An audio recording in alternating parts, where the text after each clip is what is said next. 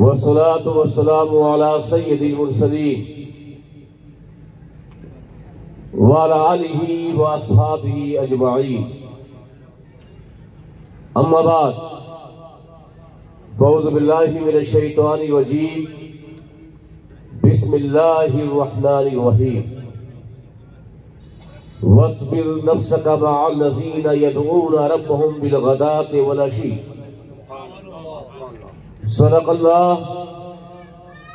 सदक़ल्लाहुल मौलाना अज़ीम व सदक़ा रसूलुहुन नबियुल करीम व नहनु अला ज़ालिका लमिनश शाहिदीन व शाकिरीन वल्हम्दुलिल्लाहि रब्बिल आलमीन।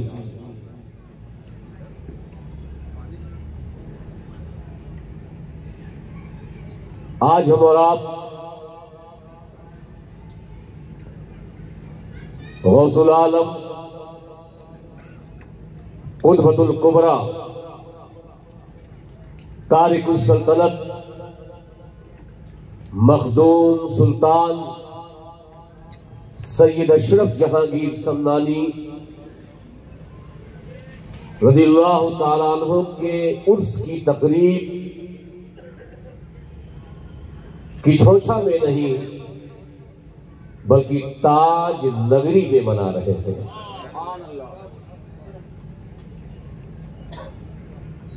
खानकाहे अशरफिया सरकारे कला नागपुर के ज़िले तमाम सूफी बासफा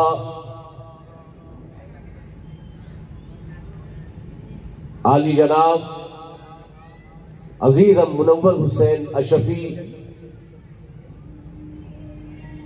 खलीफा हुजूर कायदे मिल्लत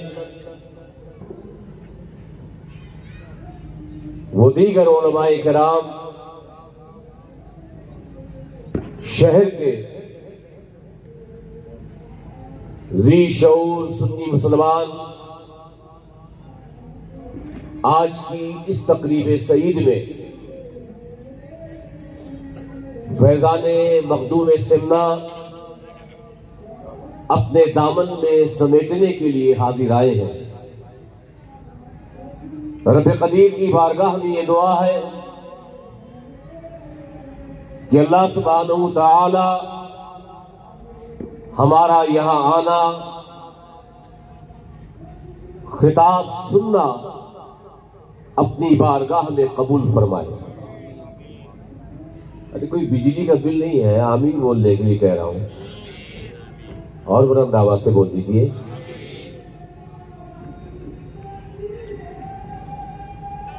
और इस स्टेज वाले तो सोचते हैं कि आमीन सिर्फ मुक्तदियों के लिए है, हमारे लिए तो उलट दौली है।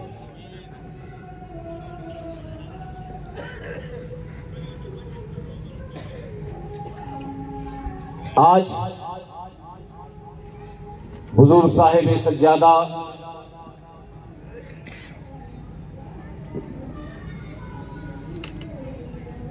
कासिमे नेमाते अशरफियत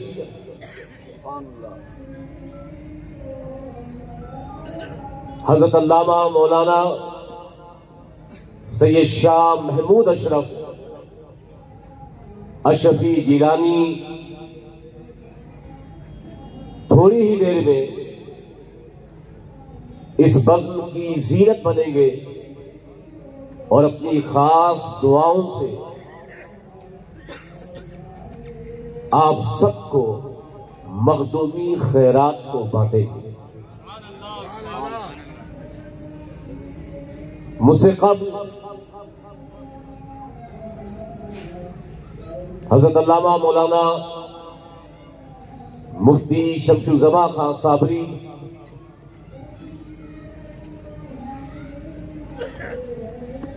काजी और मुफ्ती इंटरनेशनल सुन्नी सेंटर का आपने समाप्त करवाया। मैं भी थोड़ी देर के लिए आपके दरमियान हाजिर आया हूं, लेकिन इस पूरे खिताब में आपका साथ चाहिए ताकि मुझे बोलने में आसानी हो। आप लोग कुछ बोलेंगे? अरे कुछ तो बोलिए। बोलेंगे? बोलेंगे का जवाब सुभान अल्लाह नहीं है। बोलेंगे का मतलब है हाँ या नहीं। बोलेंगे, वरना हमारे वहां तो सुभान अल्लाह भी अजीब व गरीब जगह बोलते हैं। जहां सुभान अल्लाह बोलना चाहिए वहां नहीं बोलते, और जहां सुभान अल्लाह नहीं बोलना चाहिए वही बोलते हैं। दिग्रस के सैयद साहब थे, सैयद बशीरुद्दीन, बहुत से लोग जानते हैं। वो इत्तेफाक से इसी नागपुर में खिताब करने के लिए आए, और वो वाकया जो हदीस पाक में है, पिछली उम्मत का कि एक आदमी बहुत गुनहगार था, 99 कत्ल कर दिया था। तो एक मौलवी साहब के पास आया, कहा अल्लाह हमारी तौबा कबूल करेगा या नहीं? तो मौलवी साहब ने कहा कि तो इतना बड़ा जालिम है, इतना बड़ा कातिल है, अल्लाह तेरी तौबा कैसे कबूल करेगा? तो उसने फौरन चाकू निकाला और उस मौलवी का वही मर्डर कर दिया। तो जैसे ही सैयद साहब ने ये बात कही तो पूरी मस्जिद में जितने लोग बैठे थे सबने कहा सुभान अल्लाह। कहा नादानो, उसने 99 कत्ल किया, एक बार भी जबान से सुभान अल्लाह नहीं निकला। जैसे मैंने कहा कि एक मौलवी का उसने कत्ल किया, फौरन तुम्हारी जबान से सुभान अल्लाह निकल गया। सोच कर बोले, होश से बोले, जरूरी नहीं कि आप सुभान अल्लाह बोले,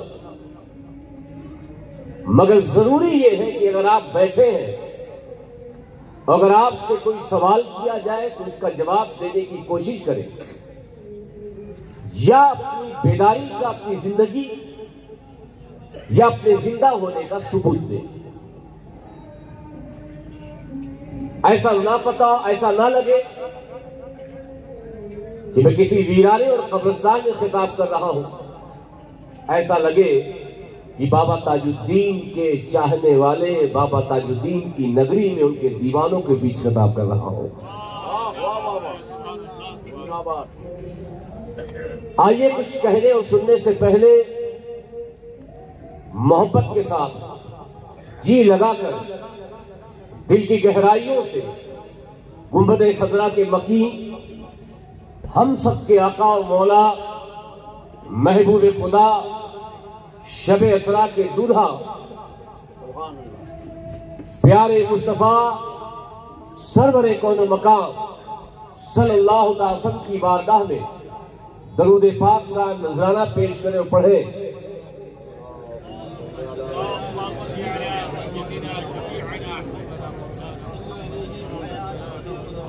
अल्लाहुम्मा सल्ली अला सय्यिदिना मुहम्मद व अला आलि सय्यिदिना मुहम्मद व बारिक वसल्लिम।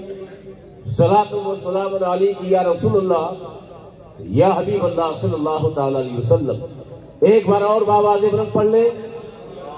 अल्लाहुम्मा सल्ली अला सय्यिदिना मुहम्मद व अला आलि सय्यिदिना मुहम्मद कमा तुहिब्बु व तर्दा बि अन सल्ली अलैहि सलातु व सलाम अलैका या रसूलुल्लाह। अब आप क्यों नहीं बोल रहे हैं? दरूद भी नहीं पढ़ पा रहे हैं। पता नहीं पहले खाने का इंतजाम था या बाद में, लेकिन कम अज कम इतना एहसास तो दिलाइए कि हम कौम मुस्लिम हैं, नबी के गुलाम हैं, औलिया किराम से मोहब्बत करने वाले हैं।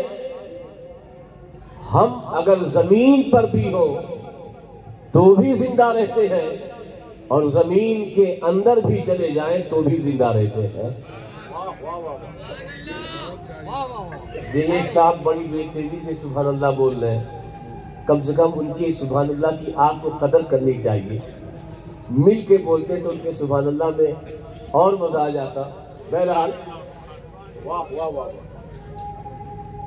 चंद अशआर और मौलाना हामिद रज़ा रिफाकती शफी इस बात के गवाह हैं कि मुरादाबाद की सरजमीन पर जब लाल मस्जिद में यह अशआर पढ़ा गया था तो लोगों के चेहरे लाल नहीं बल्कि दिल जो है हरे भरे हो गए थे।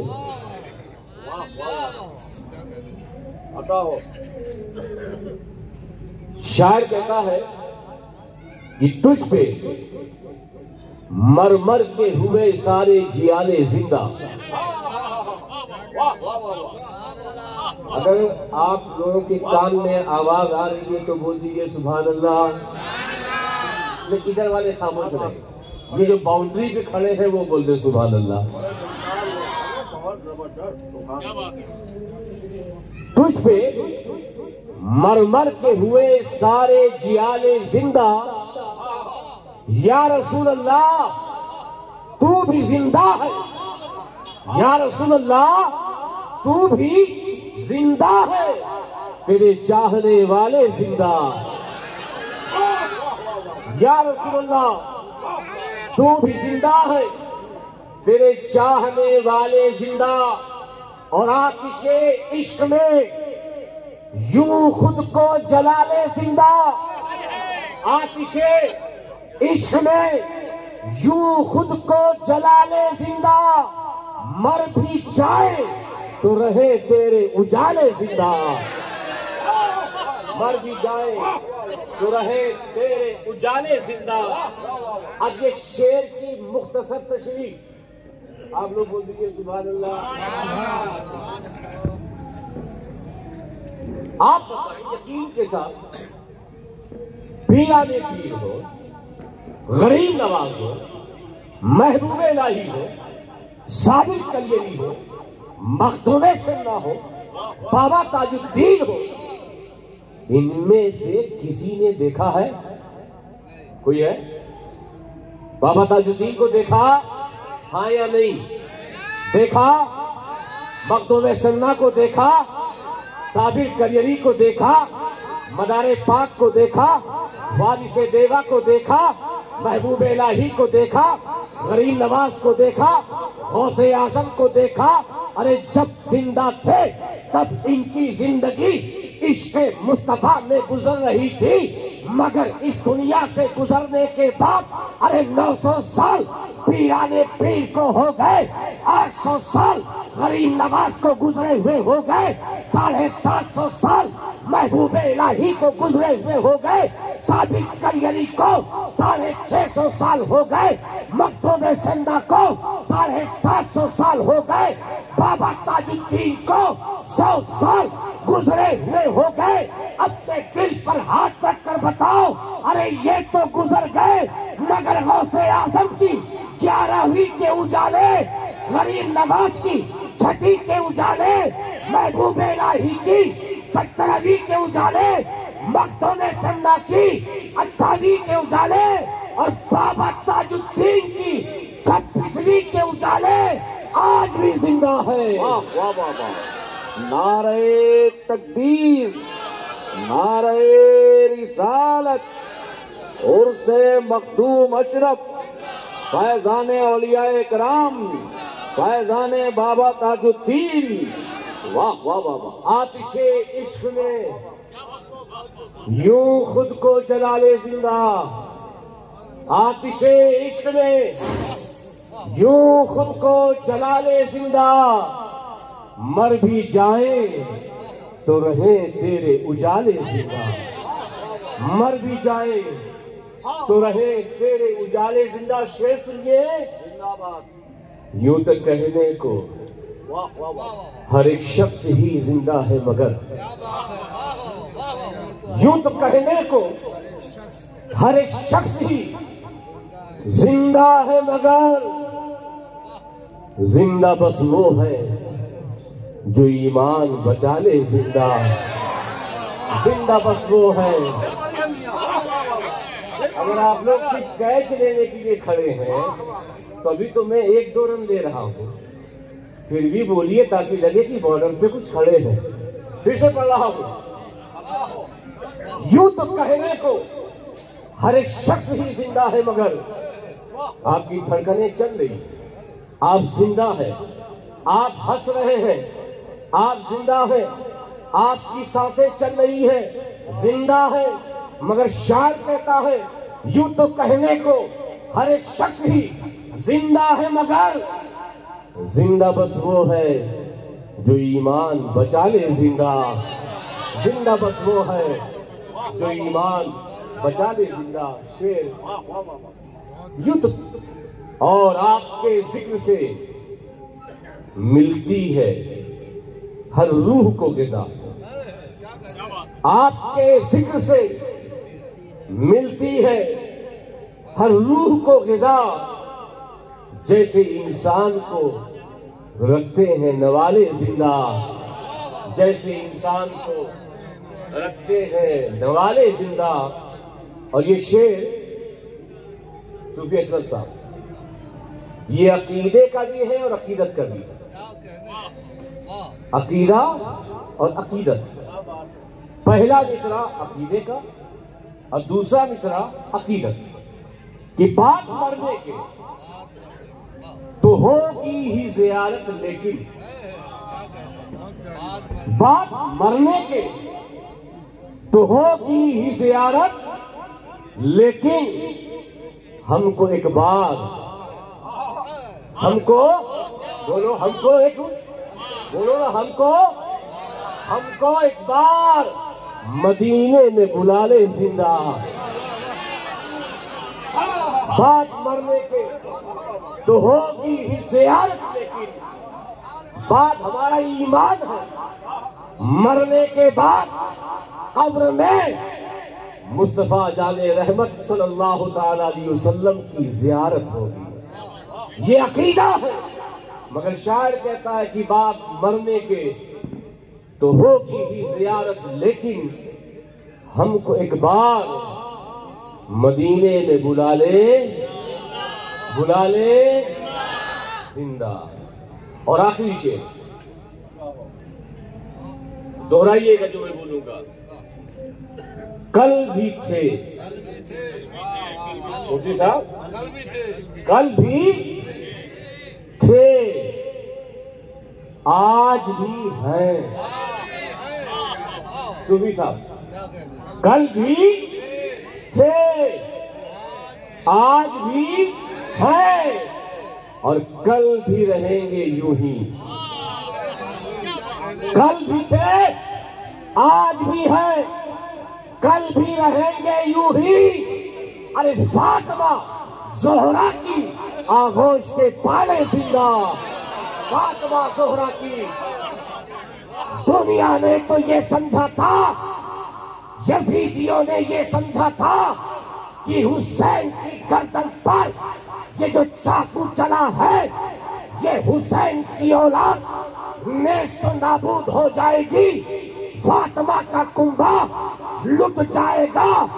मगर दुनिया आज भी देख रही है, कल भी देखा कि हुसैन इमाम ज़ैनुल्लाब्दीन की शक्ल में, हुसैन इमाम बाकर की शक्ल में, मेरा हुसैन इमाम जाफर सादिक की शक्ल में, हुसैन इमाम मूसा कासिम की शक्ल में, हुसैन इमाम अली रज़ा की शक्ल में, हुसैन इमाम तकी की शक्ल में, हुसैन इमाम नकी की शक्ल में, हुसैन इमाम हसन अस्करी की शक्ल में। अरे मेरा हुसैन नबी का खानदान बगदाद के गौसे आजम की शक्ल में, अजमेर के ख्वाजा अजमेरी की शक्ल में, दहली के महबूब इलाही की शक्ल में, गलियर के साबरे गलियरी की शक्ल में, देवा के वारिसे देवा की शक्ल में, मकनपुर के मदारे पाक की शक्ल में, महारारा के सैयद अबुल बरकात की शक्ल में, किशौचा के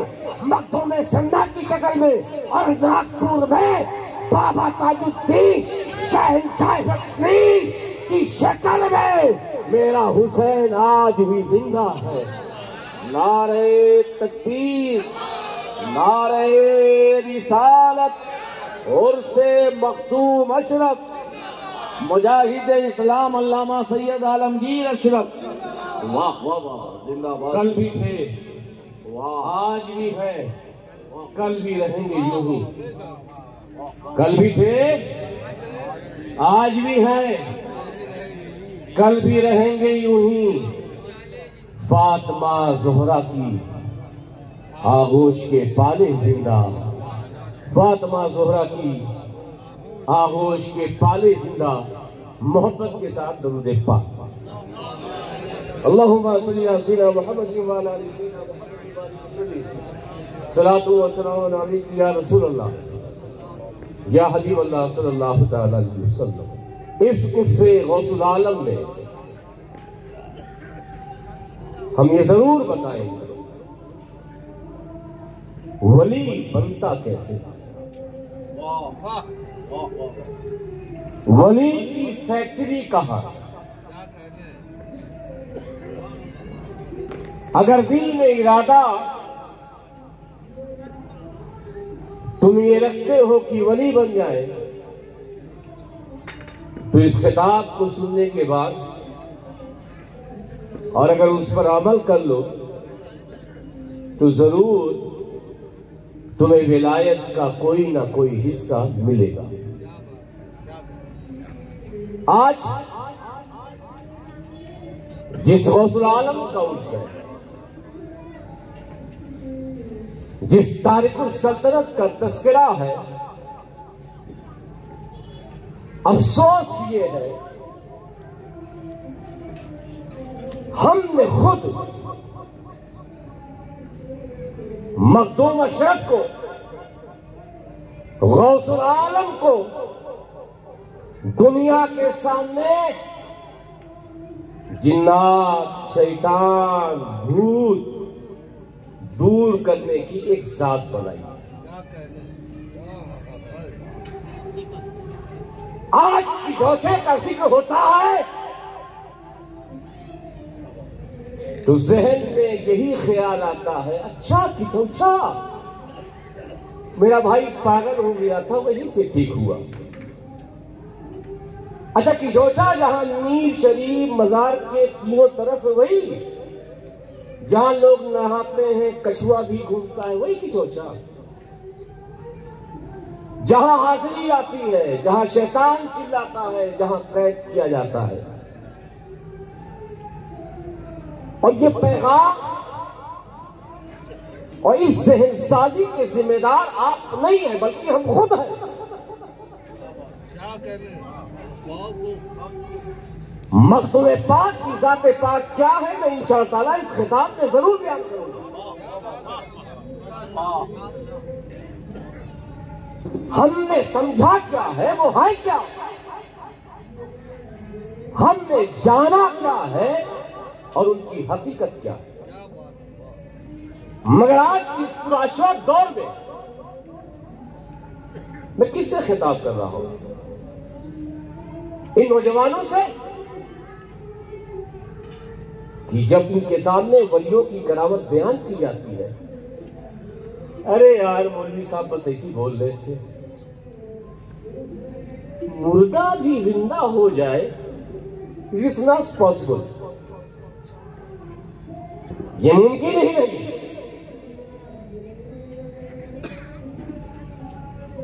कोई अंधा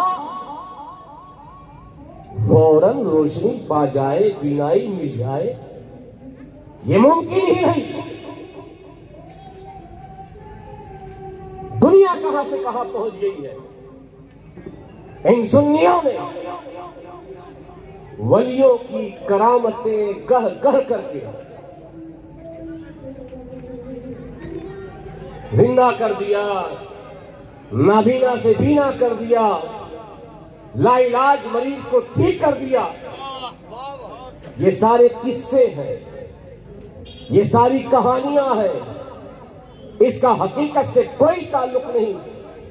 ये साइंसी दौर है, हर चीज अक्ल के पैमाने पर आज का नौजवान, चाहे कोई मोजज़ा हो, चाहे कोई करामत हो, उस पर परखने के लिए हमेशा तैयार रहता है। आप सबकी तवज्जो है? बस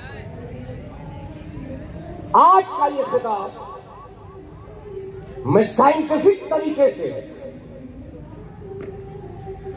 साइंस के तरीके से, विज्ञान के तरीके से समझाने की कोशिश करूंगा। औलियाए किराम का वजूद है औलियाए कराम का फैजान होता है और औलियाए कराम अल्लाह के फजल से जो चाहते हैं वो तसर्रुफ कर सकते हैं। सुभान अल्लाह, सुभान अल्लाह। आज पूरी दुनिया, मैं पूरी तवज्जो चाहूंगा एक तमहीदी गुफ्तगू के लिए। अगर आपकी तवज्जो हटी तो बात समझ में नहीं आई। आज पूरी दुनिया में जो इजादात हुई 20 साल पहले, 25 साल पहले मोहल्ले में 1-2 टेलीफोन होता था और फोन लगाओ तो यही आवाज आती थी, इस रूट की सभी लाइनें व्यस्त हैं। मैं किशोरा शरीफ में था, दरगाह में एक पीसीओ था, लाइन लगानी पड़ती और लाइन लगाने के बाद जब नंबर आता तो 5-10 मिनट तक बस यही आवाज आती, इस रूट की सभी लाइनें व्यस्त हैं। साइंस ने तरक्की की, दिमाग में सोचा नहीं था, जहन में ये ख्याल भी नहीं आया था कि जो कॉल 5-10 मिनट के बाद किसी को लगती है, लाइन में खड़ा होना पड़ता है। साइंस इतनी तरक्की करेगी कि हम सेकंडों से सिर्फ कॉल नहीं बल्कि उसका चेहरा भी देख लेंगे। किसी के जहन में नहीं था। ये सारी तरक्की, ये सारी इजादात सिर्फ एक चीज पर मुनहसिर है, वो है मैग्नेट। क्या है? बोल तो दीजिए। मैग्नेट, चुंबक। चुंबक का कमाल है। टेक्नोलॉजी आगे बढ़ी, नैनो टेक्नोलॉजी आई, जो चीज बड़ी थी छोटी हो गई, चिप की शक्ल में आ गई। ये मेरी आवाज जो आप तक पहुंच रही है, जहां और इलेक्ट्रिक चीजों का कमाल है, वहीं सबसे बड़ा कमाल इसमें मैग्नेट है और इसके एम्पलीफायर में मैग्नेट है। ये जो साउंड है इसमें भी मैग्नेट है, ये जो हॉर्न है इसके पीछे भी मैग्नेट है। तब ये हमारी आवाज तेजी के साथ आपके कानों में पहुंच रही है। ये मोबाइल, ये टावर, ये सैटेलाइट, ये सब कुछ मैग्नेट पावर से एक दूसरे से कनेक्ट है। जैसे इस मोबाइल में मैग्नेट है, जैसे इस माइक में मैग्नेट है, ऐसे ही जमीन के अंदर भी मैग्नेट है। साइंस कहते हैं ये पूरी जमीन मैग्नेट पावर से भरी हुई है और इस मैग्नेट के 2 पोल हैं, एक साउथ है, एक नॉर्थ है। आप कंपास ने कंपास और जमीन पे रखें, मुझे बताएं कि उस कंपास की सुई का रुख किधर होगा? तवज्जो है? कंपास रखें, उसकी सुई जो घूमेगी किधर घूमेगी? या तो उत्तर या तो दक्षिण। ये उत्तर और दक्षिण, ये नॉर्थ और साउथ, जो कुतुबनुमा और कंपास की सुई घूम रही है, दर हकीकत जमीन के नॉर्थ और साउथ के 2 मैग्नेट पोल है। जैसे ही उस सुई का कनेक्शन नॉर्थ पोल से होता है, वो नॉर्थ की तरफ जाती है। जैसे ही साउथ से कनेक्शन होता है, वो साउथ की तरफ जाती है। और एक सुई ऐसे डाल के देखो, एक सुई फेंको, किधर जाएगी? बोलिए। हिलेगी, डुलेगी, हरकत करेगी, लेकिन कंपास की सुई जमीन पे रखो, नॉर्थ साउथ। मैंने कहा दुनिया की बातें हैं, हमारे दिल में भी एक सुई है। जिस तरह जमीन पर दो पोल है, जैसे ही कंपास की सुई का कनेक्शन किसी एक पोल से होता है, वो सुई या तो नॉर्थ या तो साउथ। ऐसे ही इस दिल में जो सुई है और इस जमीन और आसमान में हम अकीदतमंदों का एक ही पोल है, वो है गुंबदे खजरा। वो है गुंबदे खजरा। इसीलिए सुन्नियों के दिल की सुई न नॉर्थ जाती है न साउथ जाती है, बल्कि सुन्नियों के दिल की सुई हम सबका जो मरकज है मदीने पाक की तरफ जाती है। वाह वाह वाह वाह वाह। मगर ऐसे सुई रख दो, न इधर जाएगी न उधर जाएगी। इसलिए तो हम कहते हैं कि हमारा दिल हमेशा गुंबदे खजरा की तरफ झुका रहता है। और उस आका के करम से, तवज्जो, उस आका के करम से अल्लाह ने सबसे बड़ा मैग्नेट सेंटर मदीना रखा। फिर मुस्तफा ने अपने करम से एक पोल सिद्दीक अकबर, फारूक आजम, उस्मान गनी और नजफ अशरफ में हैदर कर्रार को रखा। मगर मैग्नेट पावर नजफ तक महदूद ना हुए, दायरा बढ़ता रहा।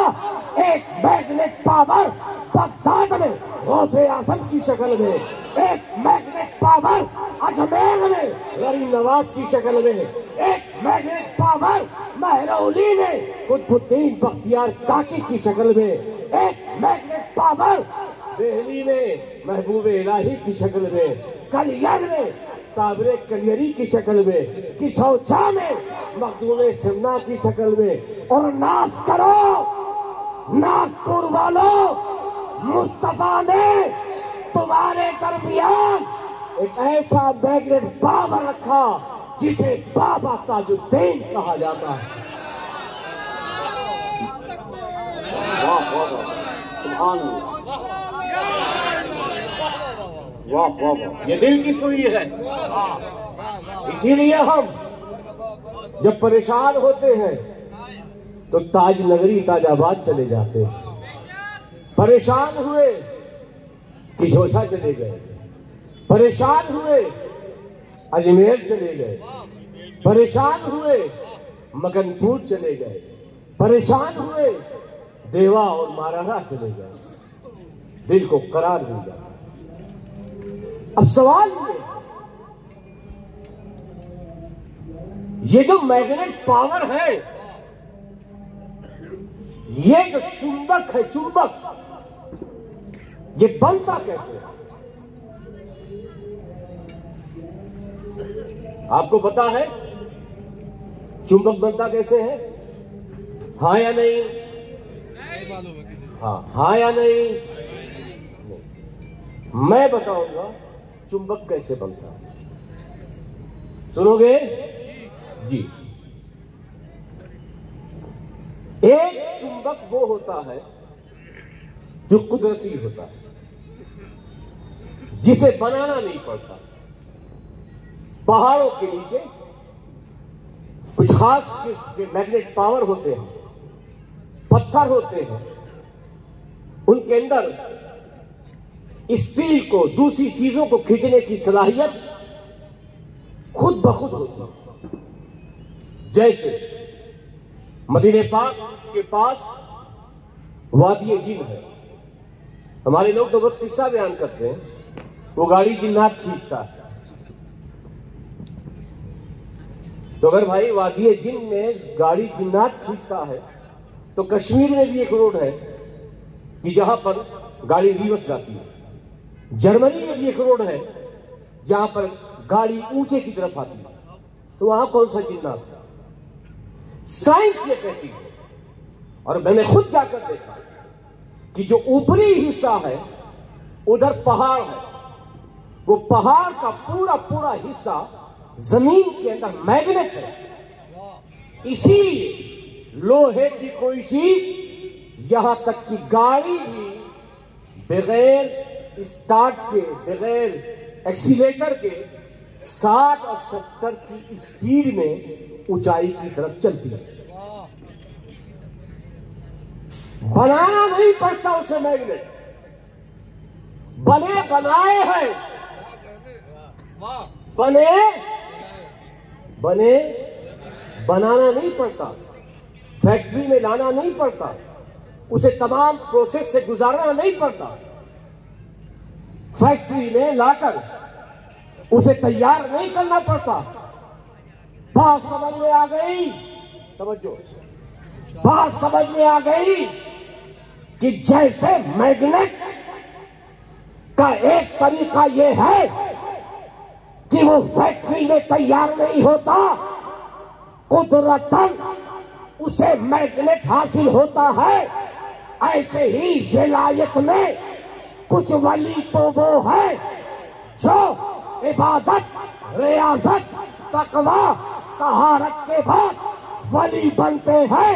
मगर कुछ वली ऐसे हैं जो दुनिया में आने के बाद नहीं, बल्कि दुनिया में आने से पहले, चाहे गौसे आजम की जात हो या मखदूम सिन्हा की जात हो, ये वो मैग्नेट पावर है जो किसी फैक्ट्री में तैयार नहीं हुए, बल्कि अल्लाह ने इन्हें मैग्नेट पावर बनाकर ही भेजा था।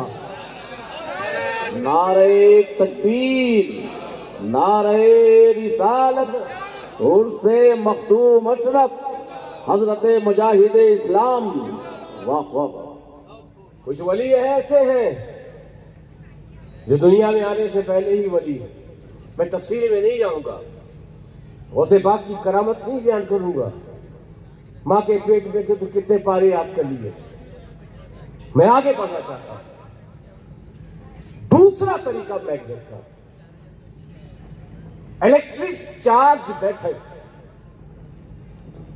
एक स्टील ली जाती है, सिंपल होती है, सादा लोहा होता है, सेलेक्ट किया जाता है, -59 टेम्परेचर में उसे कूल किया जाता है, उसे फ्रीज किया जाता है, उसे ठंडा किया जाता है। जब ठंडा हो जाता है, अब इलेक्ट्रिक के तार, बिजली के तार उस पर दौड़ाए जाते हैं। ऐसा दौड़ाया जाता है, इतना दौड़ाया जाता है कि अब वो लोहा आम लोहा नहीं रहता। अब वो लोहा आम लोहा नहीं रहता। अब वो लोहा ऐसा लोहा बन जाता है कि आसपास के जितने लोहे हैं उसके पास खिंचे हुए चले आ जाते हैं। विलायत का ये दूसरा तरीका है कि अल्लाह जब किसी को विलायत देता है तो उसे तरीकत की राह पे डाल देता है। कहता है इबादत कर, रियाजत कर, बंदगी कर, नमाज पढ़, रोजा रख। और उसको जो गुस्सा होता है, जो जलाल होता है, जो टेम्परेचर हाई होता है, -59 टेम्परेचर में उसके जलाल को जमाल में बदला जाता है। फिर इबादत, रियासत, तकवा, तहारत के जरिए उसे विलायत के मुकाम पर फाइज किया जाता है। तीसरा तरीका, और ये तीसरा तरीका आपके लिए, ये तीसरा तरीका किसके लिए है? किसके लिए है? आपके लिए, क्योंकि आप -59 डिग्री को झेल नहीं सकते।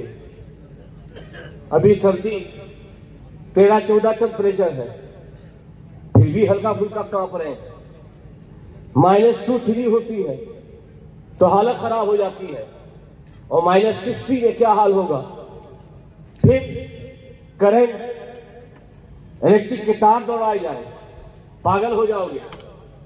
ये आप नहीं कर सकते।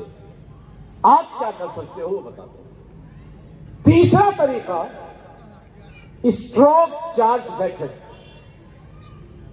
और ये तरीका मैंने बचपने में एक रेडियो वाला जो बनाता था उससे समझा। रेडियो की दुकान पर गया, एक स्क्रू को उसने निकाला, स्क्रू अंदर चला गया। अब उस स्क्रू को निकालने के लिए उसने स्क्रू ड्राइवर डाला, तो छोटा सा स्क्रू ड्राइवर से टच होता हुआ आ गया। ऐसा होता है? अरे बोलो ना यार, होता है। अब मेरा सवाल ये है, ये स्क्रू ड्राइवर, ये पेचकश मैग्नेट है क्या है? मैग्नेट है? नहीं है। अगर मैग्नेट नहीं है तो ये छोटा सा स्क्रू इस स्क्रू ड्राइवर के साथ कैसे निकल आया? तो रेडियो वाला जवाब देगा, हजरत बात इतनी सी है, इस स्क्रू ड्राइवर को मैं साउंड के पीछे जो मैग्नेट होता है रात भर रख देता हूं। रात भर रख देता हूं। रात भर की सोहबत की बरकत का नतीजा है। रात भर की सोहबत की बरकत का नतीजा है जब इसके अंदर भी छोटी मोटी चीजों को खींचने की सलाहियत होगी। अब अगर सूफी मुनव्वर इबादत और रियाजत, तकवा और तहारत की उस मंजिल पर फायज ना हुए तो कायदे मिल्लत का दामन थामा, कायदे मिल्लत की सोहबत में रहे। अरे कायदे मिल्लत तो अजीम अजीम लोगों को अपने करीब करते हैं, मगर कायदे मिल्लत का फैजान कि छोटे मोटे लोग ही सही, मगर उनके फैजान से लोग करीब आते हैं। आप भी ये पावर पैदा कर सकते हो। बस जरूरत ये है कि जो मैग्नेट सेंटर है, जो मैग्नेट पावर है, उनके कुर्ब में आ जाओ। गौसे आजम का कुर्ब हासिल कर लो, गरीब नवाज का कुर्ब हासिल कर लो, मखदूम सन्ना का कुर्ब हासिल कर लो, बाबा ताजुद्दीन की चौखट पर नौकरी कर लो। इन वलियों के आस्थाने पर अगर लगे रहोगे, खिदमत करते रहोगे, और इनकी खिदमत की बरकत से तुम्हारे अंदर भी वो पावर आ जाएगा, ये छोटी मोटी चीजें भी तुम्हारे करीब आ जाएंगी। इसको और आसान मिसाल से समझाओ। बोलो कि ये भी रुक दो, आप मुताला कर रहे हैं इसलिए बोले, और बोलना है ना। एक मिसाल दूं, क्योंकि मैं भी सोच रहा हूं कि कायदे मिल्लत आ जाए तो कुछ बातें कायदे मिल्लत के सामने भी हो जाएंगी, तो इसलिए मैं भी इंतजार कर रहा हूं। दूध जानते हैं? दूध कुछ बोलिए ना, मैं थक गया हूं, आप साथ दीजिए ना। दूध जानते हैं? यस। पानी? हाँ। दोनों में कीमती कौन? दूध। पानी तो जिंदगी के लिए कीमती है, मगर बाजार में जो कीमत दूध की है पानी की नहीं। दूध कीमती है। कितने रुपए लीटर मिलता है? असली 60, 50, 70, 80। पानी कितने रुपए लीटर? बिस्लेरी छोड़ के फ्री में। दूध 60। दूध की कीमत, पानी की कीमत नहीं। दूध की कीमत इतनी कि 3 लीटर दूध, 3 लीटर पानी, कितना लीटर पानी? कितना? और 1 लीटर दूध, कुल कितने लीटर हुए? बेचने वाला क्या कहता है, दूध ले लो या पानी? 3 लीटर पानी, 1 लीटर दूध है, मगर बेचने वाला जानता है अगर पानी के नाम पे बेचूंगा कोई खरीदेगा, इसलिए 3 लीटर को भी उस 1 लीटर के नाम पे बेच देता। अब पूरी तवज्जो, ये समझिए कि 1 बाल्टी में दूध है और 1 बाल्टी में पानी है। अपनी कीमत का अंदाजा दूध को था, बहुत गुरूर में था, बहुत घमंड में था। गुरूर घमंड में उसने पानी से कहा, तेरी हैसियत क्या है, तेरा स्टेटस क्या है? You are nothing, you are zero. मैं कीमती हूं, बाजार में मैं बिकता हूं, मेरा नाम है, मेरी शोहरत है, तू क्या है? पानी ने जो जवाब दिया था, कसम खुदा की अगर ये जवाब सुन करके अमल करोगे तो मैं समझता हूं कि वली तो बन जाओगे। पानी ने कहा, ब्रदर मिल, you are absolutely right, you are okay, तुम ठीक हो, तुम्हारी बात सही है, तुम्हारी कीमत है, मेरी कोई कीमत नहीं। मगर कब? ये दूध आधा लीटर है बाल्टी में, ये बाल्टी में पानी है। मैं जब तुझसे अलग था, पूरी तवज्जो, मैं जब तुझसे, बोलिए, अलग था तब मेरी कोई कीमत नहीं। जैसे ही मैं तेरे अंदर आया, जैसे ही मैं तेरे अंदर आया, जो कीमत तेरी थी वही कीमत मेरी हो गई, बिला तमसील। ये गौसे आज़म, गरीब नवाज, महबूब इलाही, साबिर कयरी, मखदूम सन्ना, बाबा ताजुद्दीन, रब की बारगाह में कीमती है, कीमती। हमारी कोई कीमत नहीं, लेकिन अगर तुम चाहते हो कि तुम्हारी भी कोई कीमत हो जाए तो इनसे लग जाओ, मिल जाओ। इसीलिए अल्लाह इरशाद फरमाता है, वस्बिर नफ्सका मअल लज़ीना यदऊना रब्बहुम बिल गदाति व नशी। वलियों के करीब हो जाओ, दिलो जान से लग जाओ, इनकी कुर्बत इख्तियार करो, और जब इनकी कुर्बत इख्तियार करोगे तो तुम्हारे अंदर भी वो फैज़ हासिल होगा। जिस मखदूम सन्ना गौसुल आलम के ताल्लुक से मैंने कहा था कि मखदूम सन्ना ये किसी बाबा का नाम नहीं, मखदूम सन्ना किसी जिन्नात और आसेब को दूर करने वाले दरवेश का नाम नहीं, बल्कि गौसुल आलम वो ज़ाते पाक है कि 13 साल तक खुद मखदूम पाक फरमाते हैं कि जमीन और आसमान के खजानों की चाबियां अल्लाह ने अशरफ के हाथों का कर दी थी। उधर गौसे आजम ने फरमाया था, महीना निकलता है तो मुझसे इजाजत देता है, सूरज निकलता है तो मुझसे इजाजत देता है, चांद निकलता है तो मुझसे इजाजत देता है।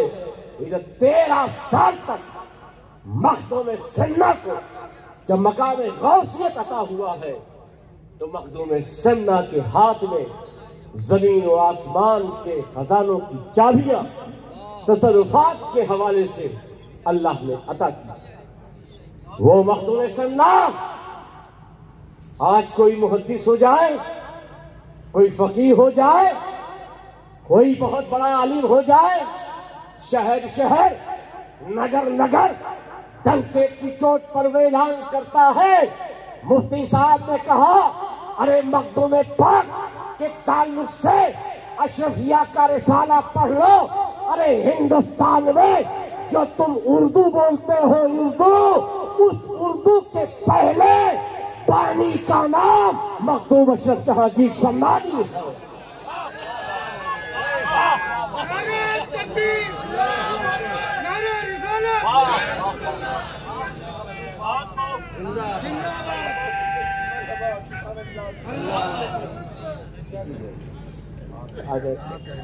वो जात मखलूक पाक,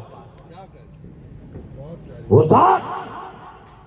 अब यहां पर एक बात रुक करके कहूंगा, तवज्जो है, आखिरी बात, ताकि कायदे मिल्लत के आते वक्त वो बात आ जाए। तवज्जो है, बात ऊपर से शुरू करता हूं। हजरत आयशा सिद्दीका रज़ियल्लाहु ताला अन्हा अपने बाबा जान से पूछती है, बाबा जान, आप अली को टकटकी बांध के क्यों देखते हैं? क्या बात है। सिद्दीक़ अकबर ने जवाब दिया, बेटी, रसूलुल्लाह का फरमान है, अली का कुछ का चेहरा देखना ये इबादत है। क्या है? बुलंद आवाज से बोल दो, अली का चेहरा देखना, अली का चेहरा देखना।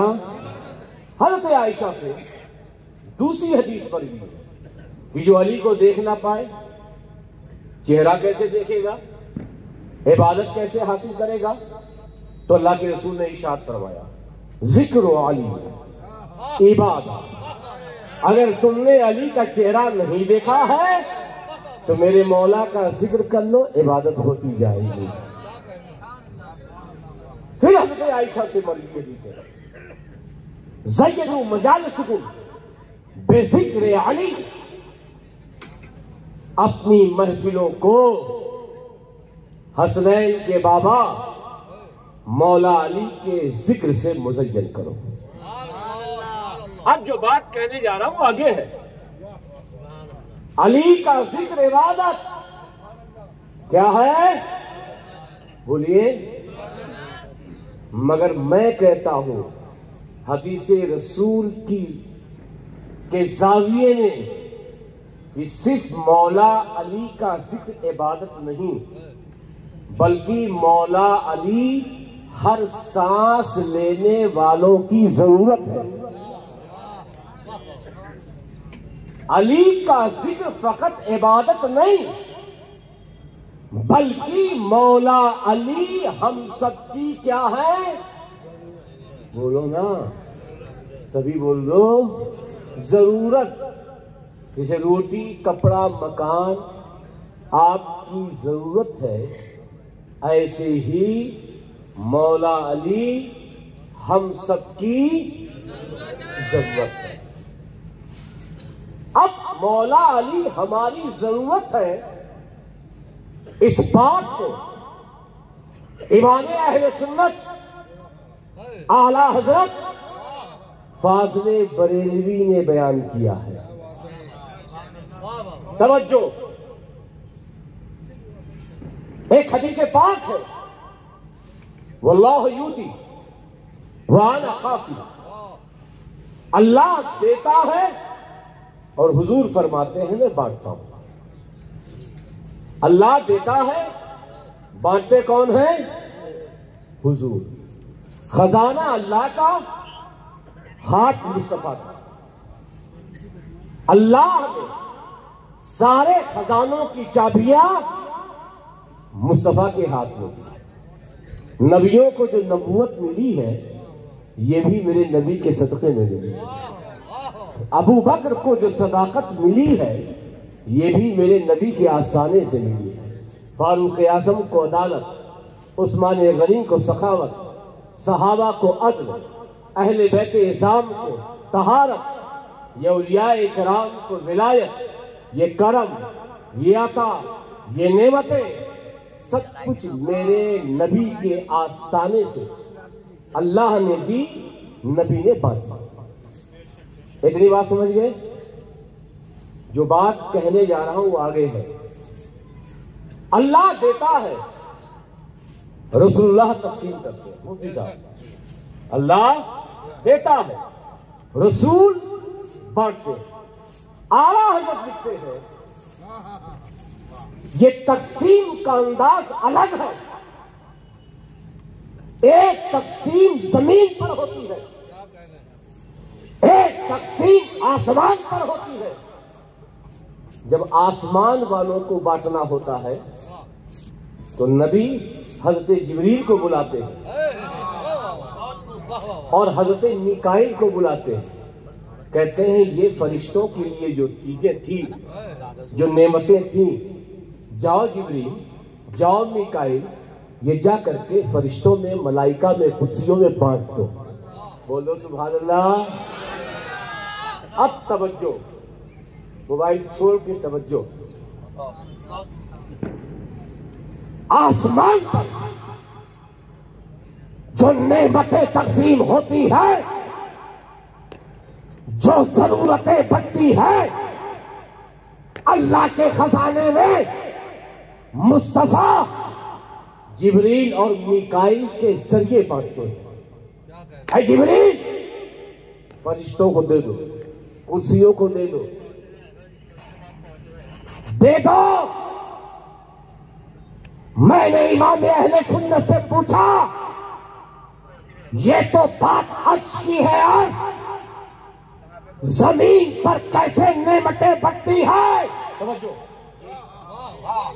जमीन पर नेमतें, तकदीर, बुलंदियां, किस्मत के दरवाजे कैसे खुलते हैं। तो इमाम अहले सुन्नत लिखते हैं कि अर्शियों के लिए जिब्रील, मिकाइल का इंतखाब होता है और जमीन पर जो नेमतें बढ़ती है वो हसनैन के बाबा, फातिमा के शौहर, फातिह खैबर के जरिए बढ़ती है।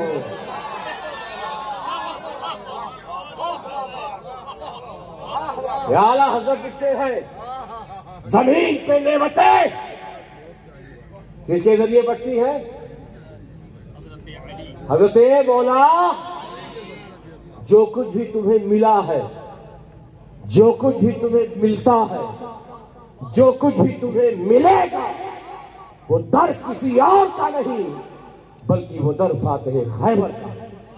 जाते जाते जिस उर्से गौसुल आलम को मना रहे हो, यही नबवी तरीका तो गौसुल आलम का भी है कि गौसुल आलम के हजारों शहजादगान है, हजारों बेटे हैं, हजारों रूहानी फर्जंद हैं, मगर हुजूर गौसुल आलम अपनी नेमतों की तकसीम किसी और जरिए नहीं बल्कि अपनी मस्जिद पर बैठे हुए साहिब सज्जादा के जरिए बांटते हैं। ये नेमतों की तकसीम है। इसीलिए हम हुजूर कायदे मिल्लत को सिर्फ एक मुफ्ती, एक आलिम, एक शहजादे मखदूम सन्ना नहीं बल्कि वो कासिमे नेमाते अशरफियत, मखदूम सन्नत अताओ, मखदूम सन्नत खजाने की चाबियां मखदूम के हाथ में हैं, मगर अपने साहिब सज्जादा, अपने मसनद पर बैठे हुए कभी हम शबीह गौसे जीना के जरिए, कभी आलिम रब्बानी के जरिए, कभी सरकार कला के जरिए, कभी शेख आजम के जरिए, तो कभी कायदे मिल्लत के जरिए मेरा मखदूम बांटा। ये खानका है, ये मखदूम पाक का आस्थाना। लिहाजा हम इनके करीब रहें, इनकी कुर्बत इख्तियार करें और इनके फैजान से मुस्तफीद होते रहें।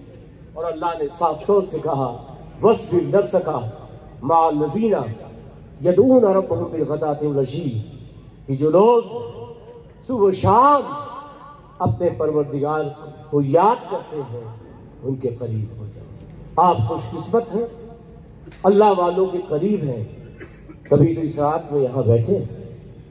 आप करीब हैं तभी तो बाबा ताजुद्दीन का उर्स होता है, दीवानों की तरह मंडलाते हुए नजर आते हैं।